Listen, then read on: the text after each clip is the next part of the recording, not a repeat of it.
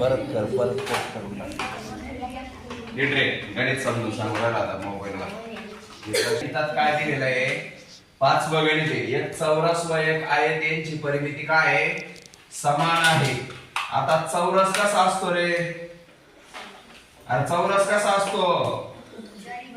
चारी बाजू काय असतात त्याच्या समान. आणि आयत कसा असतो?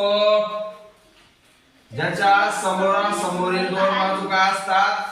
सारख्या असतात, समान असतात.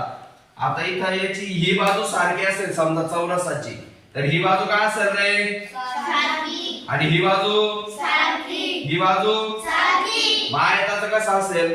समोरासमोरील बाजू. मग ही बाजू सारखी असेल तर त्याची ही बाजू सारखी असते, आणि ही बाजू सारखी असेल तर ही बाजू सारखी असते. मग गणितात आपल्याला काय दिलेलं आहे?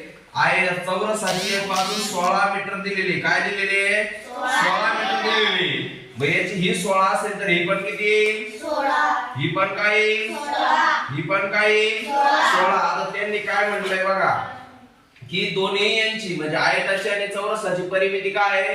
सारखी आहे. आता परिमिती कशाला म्हणायचं? ही जी कडाची जी बाजू आहे यांची काय करायची असते? आपल्याला बेरीज करायची असते. सगळ्या बाजूंची काय करायची असते? आपल्याला बेरीज करायची असते. याला म्हटलं जातं परिमिती. मग आता 16 आणि चौरसाला किती बाजू आहे? आता इथे 4. 16 चौक 64. आता इथे आपण 4 का घेतले? गुणिले 4 का केले? 4 बाजू आहे म्हणून.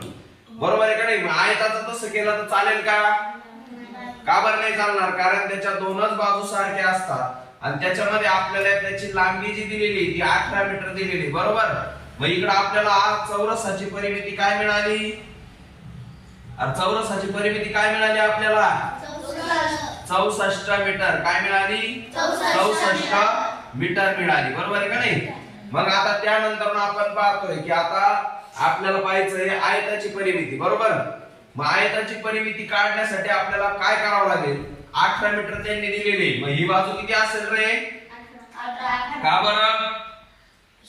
समोरासमोरील बाजू सारख्या असतात आयताच्या. बरोबर आहे का नाही? म्हणून ही आली तुमची 18. आता राहिलं काय? ही आणि ही बाजू आपल्याला काढायची. पण आपल्याला एवढं माहिती, ही बाजू मिळाली की ही बाजू मिळणार, म्हणजे सारख्याच असतात. मग आपण काय केलं की आयताची एक बाजू आपल्याला मिळालेली. बरोबर.